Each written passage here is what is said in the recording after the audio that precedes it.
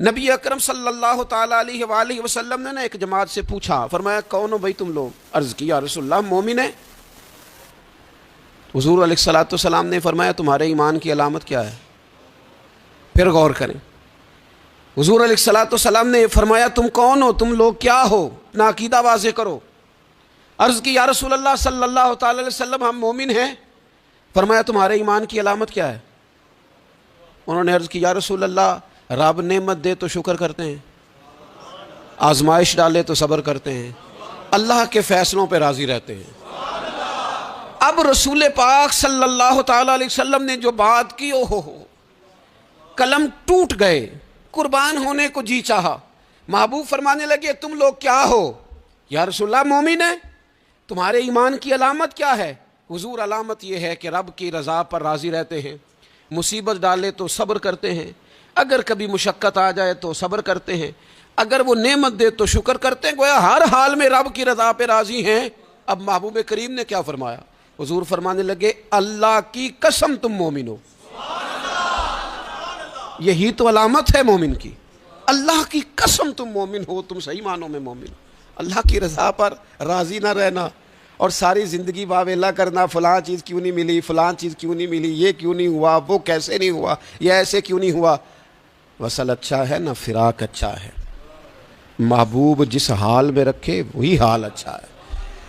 اپنے آپ کو اللہ تبارک و تعالیٰ کی رضا میں ڈھالنے کی کوشش کریں، اپنی طبیعت کو مائل کریں، اور اگر یہ نصیب ہو جائے اللہ کی رضا پہ راضی رہنا، تو یہ صرف اللہ کی رضا پہ راضی رہنا نصیب نہیں ہوگا، سکون بھی نصیب ہوگا، سجدوں کی لذت بھی نصیب ہوگی، قرآن پاک کی محبت بھی نصیب ہوگی، محبوب پاک سید عالم صلی اللہ تعالیٰ علیہ وآلہ وسلم کے دین پر عمل کرنے کا جذبہ بھی بیدار ہوگا۔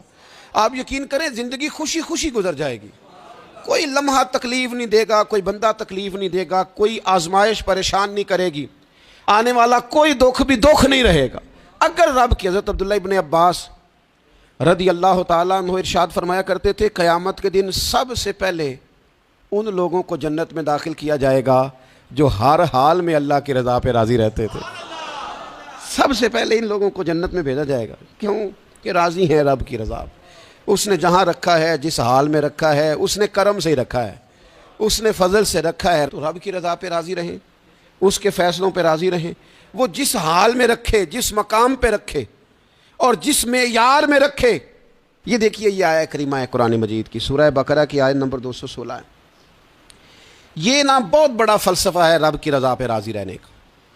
یہ آیت کریمہ میں سمجھتا ہوں اگر کسی بندے کو پوری طرح یہ سمجھ آ جائے نا تو پھر عقیدہ توحید بھی پکا ہو جائے گا، اس کا نظریہ اپنے رب کی رضا پہ مستحکم ہو جائے گا۔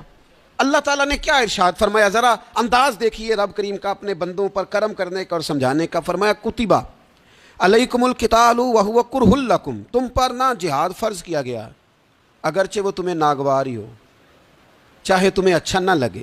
کتبہ علیکم القتال وہو کرہ لکم، فرمایا تم پر جہاد ضروری قرار دیا گیا ہے، لڑنا اللہ کی راہ میں تم پر ضروری ہے، فرض ہے، اگرچہ وہ تمہیں ناگوار ہو۔ اور پھر آگے پتہ کیا فرمایا؟ حد کر دی۔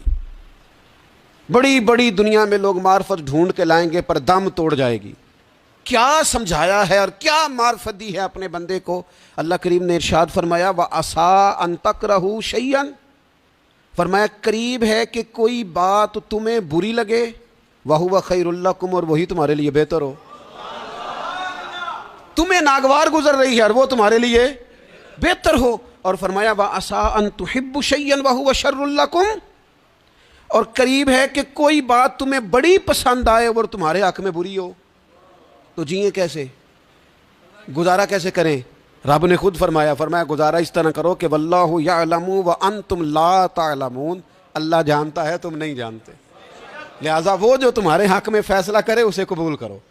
جیو اس طرح جیو، یہ جان کر جیو، اس کو پڑھ کر جیو، اس کو دل پر لکھ کے جیو کہ واللہ یعلم وانتم لا تعلمون، اللہ جانتا ہے تم جانتے نہیں ہو۔ تو رب جو جانتا ہے وہ تمہارے حق میں وہی فیصلہ فرماتا ہے، جو بہتر ہوتا ہے وہی تمہارے حق میں فیصلہ کرتا ہے۔ یہ آیت مضبوط کرتی ہے بندے کو، طاقتور کرتی۔